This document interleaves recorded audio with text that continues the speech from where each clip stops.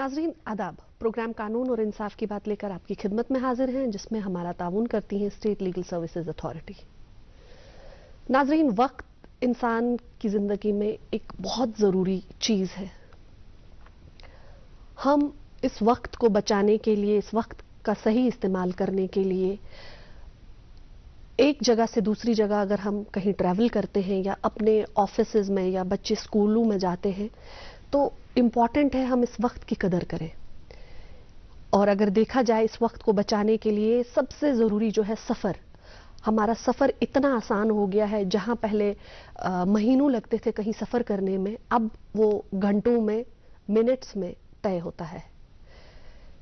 ऐसे ही जब ये सारी चीज़ें आसान हुई तो इन सारी चीज़ों को देखने के लिए अगर हम देखें, गाँव में, शहर में, हर जगह सड़कों का जाल बुना हुआ है और इन सड़कों पे चलती हैं गाड़ियां।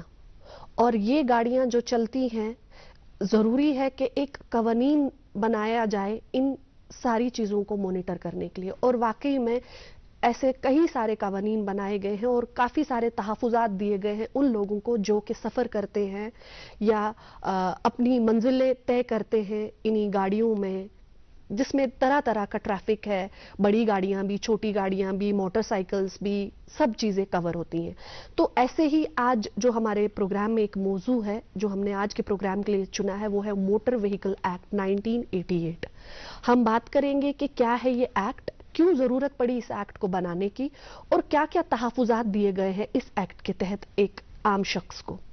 तो इस मौजू पे बात करने के लिए आज जो हमने अपने स्टूडियो में दावत दी है, जो आज हमारे मेहमान जज साहब हैं, रियाज अहमद चौधरी साहब हैं, district legal services authority secretary हैं पुलवामा से। जय साहब, आपका खैर मकदम है हमारे प्रोग्राम में। जय साहब, जैसे कि हमने शुरुआत में ही बताया कि वक्त इंसान की ज़िंदगी में सबसे इम्पॉर्टेंट चीज़ है और इस वक्त को बचाने के लिए और इसका सही इस्तेमाल करने के लिए गाड़ियों का जो है, अगर देखा जाए गाड़ियों में इंसान सफ़र करता है इसी वक्त को बचाने के लिए और अपनी जो ट्रैवल है वो आसान से आसान बनाता है। तो सबसे पहले हम जानेंगे कि क्या है ये एक्ट, जो मोटर व्हीकल एक्ट है, वो कैसे आया और क्या ज़रूरत पड़ी इस एक्ट को बनाने के लिए। जी बिल्कुल दोस्तों, आपने फरमाया कि आज हर आदमी को अपना वक्त जो है वो बड़ा कीमती है और उस वक्त को बचाने के लिए एक जगह से दूसरी जगह जाने के लिए हमारे पास आमदोरफ़्त के बहुत सारे ज़राए बन चुके हुए। पब्लिक ट्रांसपोर्ट है, प्राइवेट ट्रांसपोर्टेशन वगैरह है, जिसका इस्तेमाल हम करके एक जगह से दूसरी जगह पे जाते हैं। आपने सुना होगा कि एक बात कही जाती है कि नज़र हटी दुर्घटना घटी। जी। सड़क पे गाड़ी चलाते वक्त अगर आपने ज़रा सारी लापरवाही की तो उस लापरवाही का नतीजा जो होता है वो बड़ा ख़तरनाक हो सकता है। उस लापरवाही की वजह से सिर्फ आपकी ही जान को खतरा नहीं होता है, बल्कि सड़क पे चलने वाला जो दूसरा आदमी होता है या जो गाड़ी में बैठा दूसरा आदमी कोई होता है, उसकी जान को भी खतरा लाक हो सकता है। जब गाड़ियों की तादाद सड़कों पे बढ़ती चली गई और वहाँ पे ट्रैफिक के जो कानून थे उसकी जो वायलेशन होने लगी, कभी कोई एक्सीडेंट हो रहा है, कभी कुछ हो रहा है, तो उसी चीज़ को मद्देनज़र रखते हुए गवर्नमेंट जो थी उसने एक एक्ट बनाया। सबसे पुराना एक्ट हमारे जो था वो था साल 1939 का। उसको रिप्लेस किया गया फिर मोटर व्हीकल एक्ट 1988 में, जो कि 1 जुलाई 1999 को लागू किया गया था। इस एक्ट के तहत कई चीज़ें लाई गई। इस एक्ट के तहत कई चीज़ें लाई गई कि देखना है कि अगर एक बंदा जो गाड़ी चला रहा है उसके लिए किन किन चीज़ों की ज़रूरत होती है। वक्त के साथ साथ गाड़ियों की तादाद जो है वो बढ़ती गई है, वायलेशन जो है वो बढ़ती गई और उन्हीं कानून, इसी मोटर व्हीकल एक्ट को लाने का मेन मकसद ये था कि इसमें कुछ ऐसे सेक्शन बनाए जाए, ऐसे कानून बनाए जाए जो भी बंदा वायलेशन वगैरह करेगा उनको सज़ा दी जाए और सड़कें जो है वो महफूज हो जाएं, लोगों का चलना जो है, क्योंकि हर आदमी के पास तो आपको पता है कि गाड़ी नहीं है, कोई प्राइवेट गाड़ी में जाता है। मैक्सिमम लोग जो हैं वो देखा होगा कि आपने वो सड़क पे चलते हैं तो सड़क पे चलने वालों की ही जान को ज़्यादा खतरा रहता है। या फिर जिस बंदे की गाड़ी है उसने अगर पैसे खर्च करके गाड़ी ली है तो अगर उसके पास कागजात वगैरह पूरे नहीं हैं तो अगर उसको कल कोई नुकसान हो जाता है तो वो नुकसान कौन पूरा करेगा। इसी चीज़ को देखते हुए मोटर व्हीकल एक्ट 1998 जो था वो बनाया गया। और सर क्या थे इस एक्ट के मेन जो ऑब्जेक्टिव्स थे, क्या थे? इस एक्ट के मेन मकसद ये हैं कि हमें सबसे पहले देखना है कि ड्राइविंग लाइसेंस होना जो है वो अशद ज़रूरी है। एक आदमी जिसके पास ड्राइविंग लाइसेंस नहीं है, वो किसी गाड़ी को चला रहा है और कल उससे एक्सीडेंट हो जाए, तो उस जिस बंदे का एक्सीडेंट होगा या उस बंदे को खुद कुछ नुकसान हो जाए तो उसका जिम्मेदार कौन हो जाएगा। सबसे पहले इस चीज़ में इस एक्ट में ये चीज़ लाई गई कि सबसे पहले तो एक गाड़ी चलाने वाला जो बंदा है उसके पास ड्राइविंग लाइसेंस होना चाहिए। ड्राइविंग लाइसेंस उसी आदमी को दिया जा सकता है जिसकी उम्र 18 साल हो। 18 साल से कम उम्र वाले को ड्राइविंग लाइसेंस नहीं दिया जा सकता। हाँ, 18 साल से कम उम्र वाला उस बंदे को लाइसेंस दिया जा सकता है, उस गाड़ी चलाने की इजाज़त दी जा सकती है जिस गाड़ी का इंजन जो है 50 सीसी से ज़्यादा नहीं होगा। 50 सीसी का इंजन जो है वो गाड़ी जो है कोई भी बंदा चला सकता है। और फिर अगर 18 साल वाले बंदे को अगर उन्होंने ड्राइविंग लाइसेंस दिया है तो वो ड्राइविंग लाइसेंस कौन सी गाड़ी चलाने के लिए दिया गया है वही गाड़ी चला सकता है। 20 साल से कम उम्र वाला बंदा जो है वो ट्रांसपोर्ट व्हीकल जो है वो नहीं चला सकता है। एक इसका मकसद ये था कि ड्राइविंग लाइसेंस पे कंट्रोल करना कि हर आदमी को जिसको भी लाइसेंस दिया जाता है वो लाइसेंस की तमाम शराइत को पूरा करेगा। उसके बाद गाड़ी की रजिस्ट्रेशन होनी जो थी वो सख्त जरूरी थी। लिहाजा अगर गाड़ी की रजिस्ट्रेशन वगैरह नहीं है तो उसको देखना था कि अगर कोई भी मालिक जिसने गाड़ी खरीद के रखी हुई है और वो अपनी गाड़ी बगैर रजिस्ट्रेशन के सड़क पे लाता है या अपनी गाड़ी को बगैर रजिस्ट्रेशन किसी दूसरे बंदे को चलाने के लिए देता है तो उसमें उसकी क्या जिम्मेदारी होगी। उसके अलावा गाड़ी का परमिट जो है जी, यहाँ पे जैसा आपको मैं एक सवाल पूछना चाहूंगी। जैसे कि आपने कहा कि अक्सर ऐसा होता है कि एक शख्स अपनी गाड़ी दूसरे शख्स को दे देता है, जो देता है वो लाइसेंस वाला होता है और जो जिसको देता है चलाने के लिए उसकी लाइसेंस नहीं होती है। तो ऐसी जगह आप क्या कहना चाहेंगे उन मालिकान के लिए जो अपनी गाड़ी दे देते हैं किसी ऐसे शख्स को जो लाइसेंस नहीं होता है और वो समझते हैं कि ये इतने टाइम से चला रहा है गाड़ी, ये लाइसेंस्ड होगा। ये एक मोटर व्हीकल एक्ट के तहत ये जुर्म है। अगर कोई भी आदमी, कोई भी मालिक जिसने गाड़ी ली हुई है और वो अपनी गाड़ी किसी ऐसे ड्राइवर को देता है जिसके पास तो ड्राइविंग लाइसेंस है, मालिक को तो पता था कि मैंने इसको ड्राइविंग लाइसेंस वाले को दिया है, मगर आगे ड्राइवर ने किसी दूसरे को बंदे को गाड़ी दे दी है, उस जब अगर ऐसी आ जाएगी सिचुएशन आएगी तो उसमें मालिक जो है वो लायबल हो जाता है। उसको अगर उससे एक्सीडेंट हो जाएगा तो वो लायबल हो जाएगा मालिक। और इंश्योरेंस कंपनी कहीं पे कोई कवर नहीं देगी। इंश्योरेंस कंपनी वाले तो सबसे पहले देखते हैं कि जो बंदा गाड़ी चला रहा था उसका ड्राइविंग लाइसेंस वैलिड है कि नहीं है, क्या वो ये गाड़ी चलाने के काबिल था या नहीं, उसको परमिशन थी या नहीं।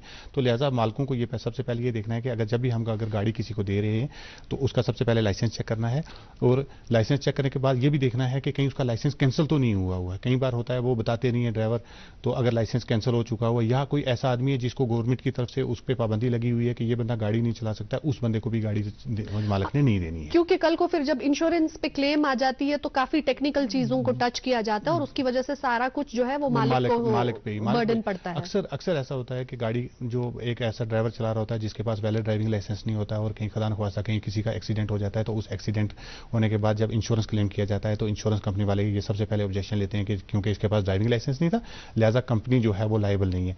फिर एक मालिक जिस बेचारे ने पता नहीं कैसे वो गाड़ी खरीदी होगी उसको 5 लाख 10 लाख रुपया वो देना पड़ता है, उसकी ज़मीन बिक जाती है या उसकी वो गाड़ी बिक जाती है, तो जिसकी वजह से मालिकों को खासकर जिसकी गाड़ी है तो उसको होशियार रहना है कि वो किसको अपनी गाड़ी चलाने के लिए दे। जी, जैसे कि इस एक्ट में कई सारी तरमीमें हुई तो हम जानेंगे कि कुछ जो बेसिक तरमीमें हैं या जिनसे काफी ज्यादा फायदा पहुंचा वो कौन सी अमेंडमेंट्स हैं। साल 1988 का जो मोटर व्हीकल एक्ट है उसमें जितने भी तरमीम जब वो एक्ट बनाया गया था उसमें फाइन जो था, जुर्माना जो था कि अगर कोई भी ट्रैफिक की वायलेशन करता है तो उसमें फाइन जो था वो बहुत कम था।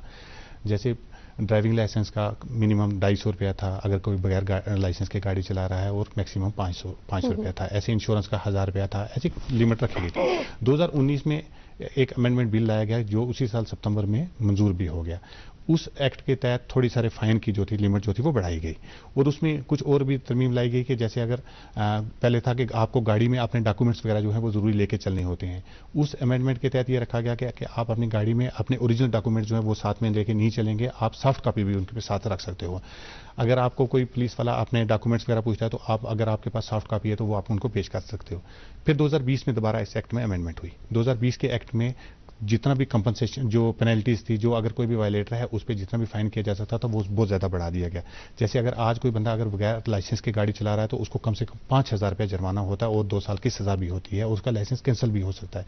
इसी तरीके इंश्योरेंस में, परमिट में या बाकी फिटनेस वगैरह में या अगर कोई रैश ड्राइविंग वगैरह कर रहा है तो उन सब चीजों में जो था जुर्माना जो था पहले बहुत कम था उसको बढ़ाया गया। लिए गया कि ताकि ये जो और ये क्राइम रेट है ये कम की जाए, बिल्कुल, क्योंकि ड्राइवर जब गाड़ी चला रहे उनको पता था कि अगर मुझे हो जाएगा ज्यादा से ज्यादा 200 रुपया फाइन, 200 रुपया जुर्माना हो जाएगा तो कुछ कोई मसला नहीं। जब अगर एक ड्राइवर को अगर विदाउट ड्राइविंग लाइसेंस अगर उसको 5,000 रुपया जुर्माना या विदाउट इंश्योरेंस 10,000 रुपया जुर्माना हो जाएगा तो उसको पता लग जाएगा मेरे कितने दिन की जो मैंने कमाई करके रखी हुई है वो मेरी छोटी सारी गलती की वजह से जाएगा। अब इंश्योरेंस अगर एक दिन उसने डिले कर दिया, इंश्योरेंस जो है उसने रिन्यू नहीं करवाया, तो उसकी वजह से अगर उसी दिन एक्सीडेंट हो जाता है या कुछ हो जाता है, बगैर इंश्योरेंस के गाड़ी चला रहा है, तो उसको कितना जुर्माना देना पड़ेगा, कितनी परेशानी देगी। इन्हीं चीजों को मद्देनजर रखते हुए फिर इस एक्ट में तरमीम की गई। और ये सिर्फ इसको हम ना वेलफेयर फंड एक्ट भी कह सकते हैं, क्योंकि इसमें क्योंकि इसमें लोगों के ही बेनिफिट के लिए और ड्राइवरों के ही बेनिफिट्स के लिए ही सारी चीजें बनाई गई। अगर उनकी गाड़ी के कागजात सारे पूरे हैं तो लिहाजा उनको कोई टेंशन लेने की जरूरत नहीं है। फिर साथ में इसी में 2020 में एक डिजी लॉकर का आपने सुना होगा कि आपने गाड़ी के डॉक्यूमेंट्स जो है आपको फिजिकली डॉक्यूमेंट्स लेके चलने की जरूरत नहीं, आप डिजी लॉकर में अपने डॉक्यूमेंट्स वगैरह जो है वो रख सकते हैं। और अगर कहीं भी ट्रैफिक पुलिस वाले या कोई भी बंदा वो ऑनलाइन आपके डॉक्यूमेंट्स वगैरह भी चेक कर सकते हैं। ये अमेंडमेंट्स वगैरह हुई। जैसे अक्सर देखा जाता है आजकल गाड़ियों को मॉडिफाई करते, हॉर्न चेंज कर दी या कोई स्पेसिफिकेशन जो है गाड़ी की वो चेंज कर दी, तो उसके बारे में थोड़ा सा उसमें वजाहत करें आप। गाड़ी की जब आरसी रजिस्ट्रेशन सर्टिफिकेट बनती है तो उस पर पूरी उसकी बॉडी स्पेसिफिकेशन के बारे में लिखा जाता है। गाड़ी की जो मॉडिफिकेशन की जाती है, आपने अक्सर देखा होगा कि गाड़ी का टायर जो है उसको मॉडिफाई कर दिया जाता है, या गाड़ी का जो साइलेंसर वगैरह उसको निकाल के कहीं से दूसरी जगह लगाया जाता है। ये सारी वायलेशन होती है। आपने पिछले साल देखा होगा कि हमारे यहाँ पे श्रीनगर में हमारे जो एडिशनल स्पेशल मोबाइल मैजिस्ट्रेट साहब हैं उन्होंने 1-2 गाड़ियाँ जो थी वो सीज भी की, उनको पेनल्टी भी डाली और उनको डायरेक्शन दी गई कि वो अपनी गाड़ी में जो मॉडिफिकेशन की है उसको चेंज करवाएं और ओरिजिनल शेप में लाएं। ये ऑफेंस है, गाड़ी की मॉडिफिकेशन जो है वो चेंज करना जो है एक ऑफेंस है जी, इसलिए नहीं किया जा सकता है। जैसा हम जानेंगे कि क्या है इंपॉर्टेंस इंश्योरेंस की इस एक्ट के तहत। इंश्योरेंस जैसे आपको पता है कि अगर अक्सर हर दूसरे तीसरे दिन कोई ना कोई एक्सीडेंट होता है। साल 2021 के एक सर्वे के मुताबिक हमारे मुल्क में 1,55,000 हादसा हुए, जिनमें 1,55,000 लोगों ने अपनी जान जो है हादसों में ज़ाया की है। जिसके हिसाब से देखा जाए तो 400 कुछ लोग जो हैं 427 लोग हर रोज़ और 18 आदमी 1 घंटे में हर रोज़ अपनी जान जो है हादसे में ज़ाया करते हैं। अब कभी किसी को और कई बार क्या होता है कि जैसे सपोज कर लें कि मैं अगर सड़क पे जा रहा हूँ, मेरी कोई गलती नहीं है, मेरे पास गाड़ी नहीं है या मैं गाड़ी आस्ता से चला रहा हूँ, एक बंदा पीछे से आता है मेरी गाड़ी को मार के चला जाता है, या मैं पैदल चल रहा हूँ, कोई भी पैदल चल रहा है उसको टक्कर मार के चले जाते हैं, तो उस सूरत में क्या करना होता है, कौन पैसे देगा उनको। अब अगर एक बंदे के पास इंश्योरेंस है, गाड़ी का इंश्योरेंस करवा के उसने रखा हुआ है, खुदा न ख्वास्ता उससे कोई एक्सीडेंट वगैरह हो गया हो, तो जब दूसरा बंदा जिस किसी को लगी है अगर वो क्लेम केस करता है तो वो इंश्योरेंस कंपनी जो है वो उसको कंपनसेट कर देती है और मालिक की लायबिलिटी जो होती है वो खत्म हो जाती है। अगर इंश्योरेंस नहीं होगा सारी लायबिलिटी जो है वो मालिक पे चली जाती है, मालिक जिम्मेदार बन जाता है, फिर उसको सारी जितना भी कंपनसेशन होता है अलॉन्ग विद इंटरेस्ट जो है वो पे करना पड़ता है। इंश्योरेंस गाड़ी का बहुत जरूरी है। जब भी गाड़ी ली जाए सबसे पहले गाड़ी की रजिस्ट्रेशन और इंश्योरेंस जो करवा के ही गाड़ी को रोड पे निकालना चाहिए। जैसा क्या है कुछ ऑफेंसेस जो इस एक्ट के तहत कवर होते हैं या पेनल्टीज क्या क्या है? इस एक्ट में सबसे पहले आ गया कि अगर कोई बंदा गाड़ी बगैर ड्राइविंग लाइसेंस के चला रहा है, इनवैलिड ड्राइविंग लाइसेंस है, तो वो एक ऑफेंस आ जाता है। उस ऑफेंस में सजा भी है। अगर वो जब गाड़ी पकड़ी जाएगी तो उसका 5,000 रुपया फाइन है और उसका ड्राइविंग लाइसेंस वगैरह जो है वो भी सीज किया जाएगा अगर उसके पास इनवैलिड ड्राइविंग लाइसेंस। अगर तो है ही नहीं है तो फिर उसको फाइन और उसको इम्प्रिजनमेंट वगैरह होगी। उसके बाद है कि गाड़ी इंश्योरेंस अगर किसी बंदे ने गाड़ी ली है और जब तक गाड़ी का इंश्योरेंस रजिस्ट्रेशन वगैरह नहीं करवाएगा तब तक वो बंदा गाड़ी को सड़क पे लेके निकाल नहीं सकता और ना ही किसी दूसरे बंदे को गाड़ी देने के लिए दे सकता है। बगैर रजिस्ट्रेशन के गाड़ी चलाना भी एक ऑफेंस है। आपने कई गाड़ियां देखी होंगी जैसे सामान लाने और लेके जाने वाली गाड़ियां जो होती हैं इनमें परमिट की जरूरत होती है।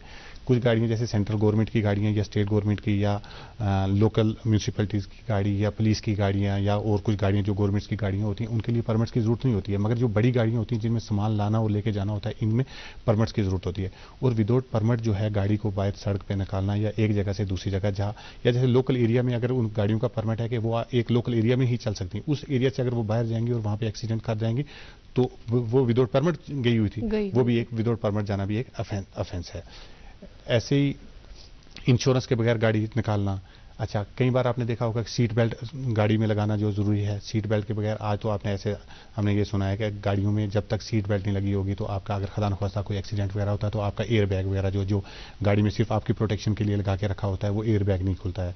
तो गाड़ी में सीट बेल्ट जो है फ्रंट सीट वाले हर बंदे को जितनी भी जो भी सवारी बैठी है उसको सीट बेल्ट लगाना जरूरी है, मगर ड्राइवर को तो ज़्यादा लगाना जरूरी होता है।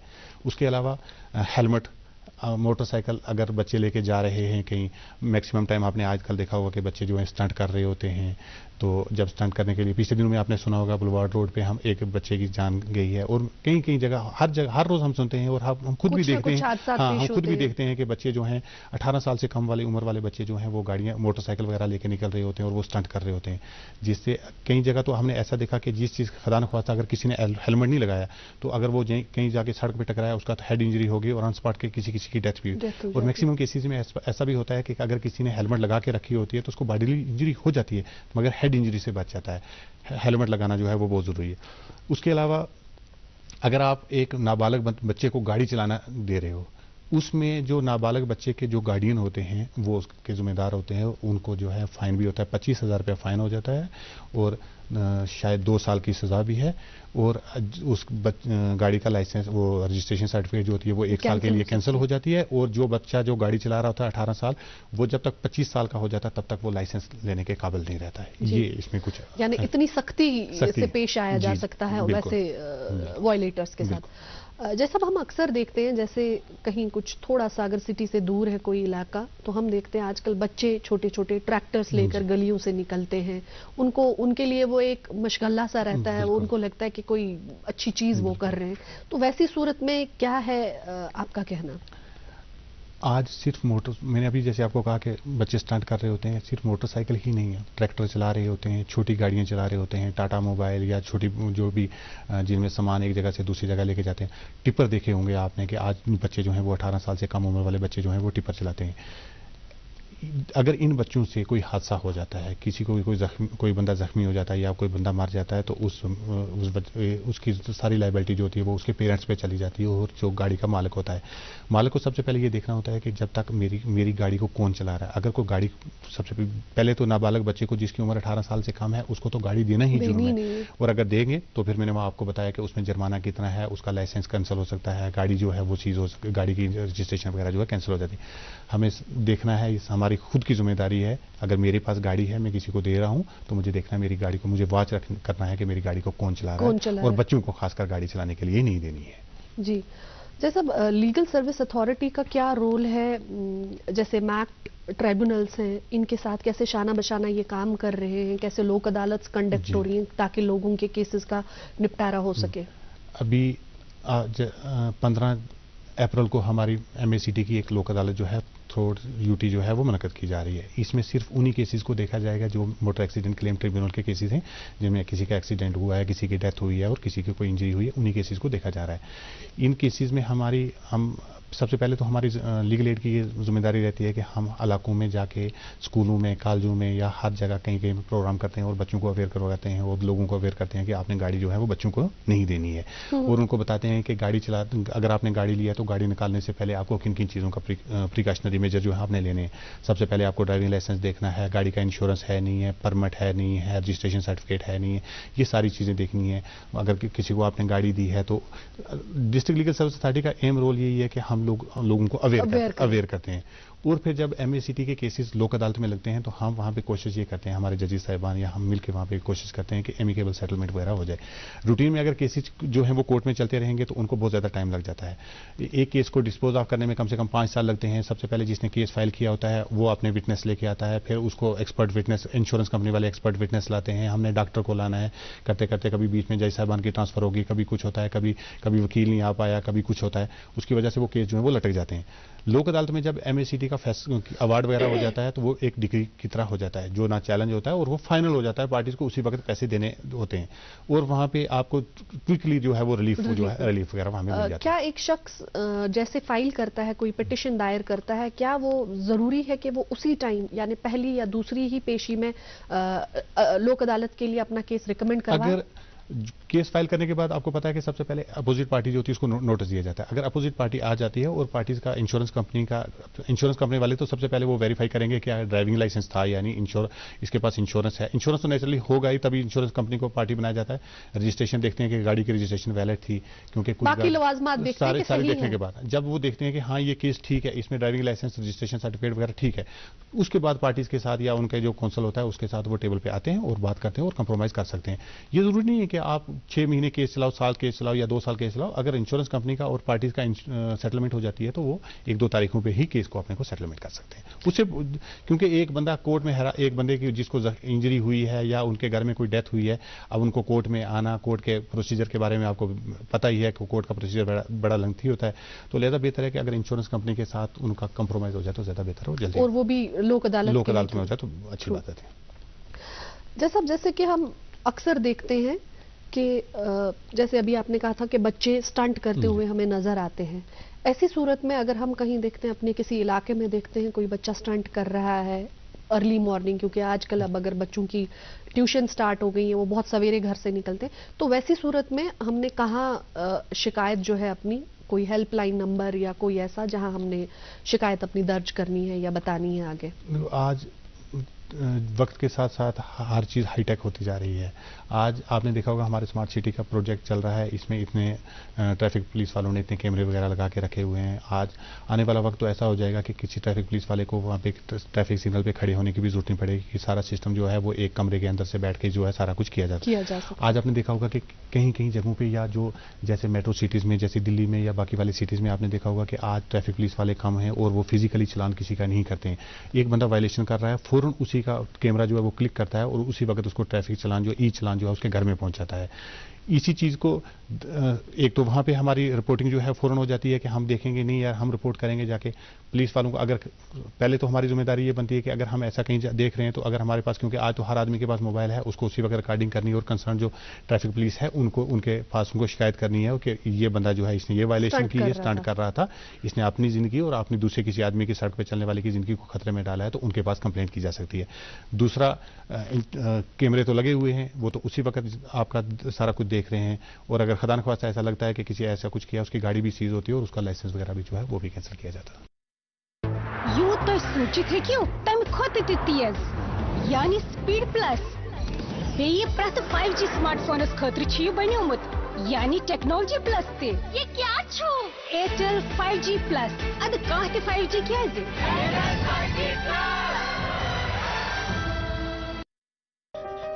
तुम गुल्लक तो नहीं, पर तुमने हमारे पैसे बचाए हैं। तुम्हारी वजह से ही 5 लाख तक का मुफ्त इलाज हो पाया है। तुम सिर्फ आयुष्मान कार्ड नहीं, हम गरीबों के लिए जीवन कवच हो। आयुष्मान भारत गरीब के जीवन को बचाने में अहम भूमिका निभा रहा है। 130 करोड़ लोगों के सामूहिक संकल्प और सामर्थ्य का भी प्रतीक है। सर्वे संतु निरामया के लक्ष्य के साथ आओ बनाएं नया भारत। एक है जमीन मेरी, एक है मौका मेरा, इसमें सब लगाऊंगा, अपने इरादों से मजबूत एक घर बनाऊंगा। हाँ शुक्ला जी, भिजवाना सिर्फ अल्ट्राटेक ही। अल्ट्राटेक ही क्यों? आप ही ने तो कहा था कि घर जिंदगी में सिर्फ एक ही बार बनता है। घर एक, मौका एक, इसलिए सीमेंट भी देश का number 1। UltraTech, India's number 1 cement. जी, जैसा अभी आपने बात की ई चालान की, क्या रहता है प्रोसीजर ई चालान में, और कैसे अगर जो आपका चालान जो है आपने मतलब चालान अपना खत्म करना है, क्या वो कोर्ट्स में जाता है या आप ऑनलाइन भी कर सकते हैं? ई चालान जो है वो वायलेटर के गाड़ी के साथ जो मोबाइल नंबर आरसी पे गाड़ी रजिस्ट्रेशन नंबर जो होती है, रजिस्ट्रेशन सर्टिफिकेट होती है, उस पर जो ओनर होता है उसका नंबर जो है वो लिखा होता है। जो ही आप वहाँ पे, आज ऐसी टेक्निक आ गई है, ई परिवहन शायद ऐसी एक ऐप है, तो हाँ जी, उस पर पता लग जाता है कि ये गाड़ी किसके, आपको सिर्फ गाड़ी की रजिस्ट्रेशन जो है सर्टिफिकेट है वो नंबर है, उस पर क्लिक करना है और पता लग जाता है कि इस गाड़ी के कौन सा मालिक कौन है, और वो जो ही ट्रैफिक वायलेशन करता है तो वो ट्रैफिक का जो चालान होता है वो सीधा उस मालिक के मोबाइल नंबर पे चला जाता है। पहले क्या होता था कि आपको डॉक्यूमेंट्स वगैरह चेक की, आपकी गाड़ी सीज हो जाती थी, फिर उसके बाद कभी कोर्ट में नहीं आते थे, कुछ लोगों ने स्कैन डॉक्यूमेंट्स वगैरह रखे होते थे, तो जिस वक्त वो चालान पेंडिंग रह जाते थे। आज क्या है, जो ही आपके मोबाइल पे मैसेज आता है, आपको घर बैठे ही आपको फाइन जो है वो पे करना है, आपको कोर्ट में जाने की भी जरूरत नहीं है। अगर उसमें भी टाइम लिमिट रखी होती है कि अगर आप इतने अरसे के अंदर कोर्ट में चले गए तो आपको तो नहीं, अगर आपने डिस्पोज ऑफ कर दिया तो आप अपने मोबाइल से ही फाइन भर सकते हैं, नहीं तो उसके लिए भी कोर्ट में। लास्ट ईयर ही हमारे जम्मू कश्मीर में श्रीनगर में और जम्मू में ये चलान वाले जो 2 कोर्ट हैं बनाए गए, एक स्पेशल मोबाइल मैजिस्ट्रेट श्रीनगर और स्पेशल मोबाइल मैजिस्ट्रेट जम्मू जो है, इन दोनों के कोर्ट्स में ही वो ई चलान जो है वो जाते हैं और इनका डिस्पोजल वहां से भी होता है। वहां पे बैठे हैं लोग, वो जो ये क्लिक करते हैं तो वहां से इनको आ जाता है कि आपको इतना फाइन भरना है। जैसे अभी आपने कहा कि जैसे ई चलान होते हैं वहां पे रजिस्ट्रेशन आरसी पे एक नंबर दिया जाता है। अक्सर देखते हैं हम, कभी क्या होता है कि कभी कोई शख्स नंबर चेंज कर लेता है, आरसी पे नंबर अपडेट नहीं किया, तो वैसी सूरत में अगर वो चलान वहां रहता है तो उसकी वजह से किसी शख्स को प्रॉब्लम तो नहीं है कि जरूरी है कि हमने देखना है कि हमारी आरसी के साथ जो नंबर वहां पे है वो अपडेटेड है, मतलब वो हमारी अवलीन जो है हमारी ड्यूटी बनती है कि हमने देखना है कि हमारा मोबाइल नंबर जो है अपडेट है कि नहीं किया हुआ। सपोज करें कि मेरी गाड़ी जो है, मैंने अपनी गाड़ी का नंबर चेंज कर लिया, मैंने कुछ फ्रॉड कर लिया है और वो मोबाइल नंबर मैंने आपका लिख लिया है, तो कल मैं वायलेशन करता हूं तो नेचुरली आपकी गाड़ी के नंबर पे ही हो जाएगा। वो हमारी जो है जिम्मेदारी है कि हमने देखना है कि हमारी गाड़ी का जो रजिस्ट्रेशन सर्टिफिकेट है उसके साथ जो नंबर हमने रजिस्टर करवा के रखा हुआ है वो अपडेट रहना चाहिए, तभी तो हमें इंफॉर्मेशन मिलेगी। जी जैसे कि कुछ चलान्स वगैरह होते हैं गाड़ियों के, तो हम कोर्ट्स आते हैं, तो कोर्ट्स में हमें ये पता होता है, हमारे जहन में ये चीज़ है कि कोर्ट में जाकर 200-300 रुपया फाइन होगा और हम छूट जाएंगे। तो वैसी सूरत में आप क्या मैसेज देना चाहेंगे कि क्या चीज़ें वैसी हैं 200-300 के, ये जो फाइन है ये काफ़ी आगे तक, मतलब काफ़ी हाई भी हो सकता है? फाइन तो अब पहले एक्ट 1988 के एक्ट में मैंने आपको पहले बताया था कि 250 से लेके 500 रुपये तक ड्राइविंग विदाउट ड्राइविंग लाइसेंस का था, इंश्योरेंस का 1000 रुपया था। आज 2020 के अमेंडमेंट के बाद इसमें फाइन में तो बहुत ज़्यादा बढ़ोतरी की गई है। अब फाइन जो है फिक्स कर दिया, 5000 हो गया। पहले था कि मिनिमम लिमिट, अगर सपोज करो कि 500 रुपया फाइन है विदाउट ड्राइविंग लाइसेंस, तो एज मैजिस्ट्रेट में उनको 250 रुपया भी कर सकता था, 100 रुपया भी कर सकता। आज मिनिमम वाली आज वो मिनिमम वाली लिमिट जो है वो खत्म कर दी है उन्होंने। मैक्सिमम फाइन जो है 5000, 10,000, 25,000, 5,000 या फाइन, और साथ में इम्प्रिजनमेंट, फिर कैंसिलेशन ऑफ लाइसेंस, फिर कम्युनिटी सर्विस।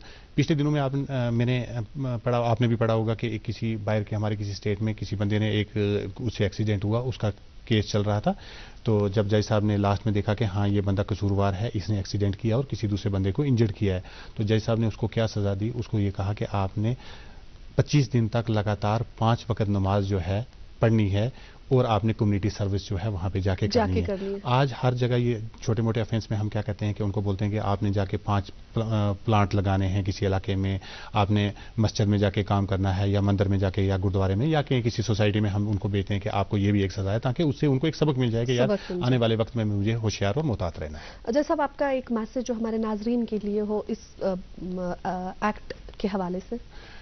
मैं नाजरीन को ये पैगाम देना चाहूँगा कि जब भी हम कोई गाड़ी लें या गाड़ी हमने खरीदी है तो हमें सारे कानून को मद्देनज़र रखते हुए उस गाड़ी को किसको चलाने के लिए हमने देना है, जो बंदा चला रहा है क्या उसके पास वैलिड ड्राइविंग लाइसेंस है या नहीं है, हमारी गाड़ी का इंश्योरेंस है नहीं है, हम जिस बंदे को देख रहे हैं क्या वो किसी गलत एक्टिविटी में इन्वॉल्व तो नहीं है, क्या वो, उसको ये हमने समझाना है कि आपने शराब पी के गाड़ी नहीं चलानी है।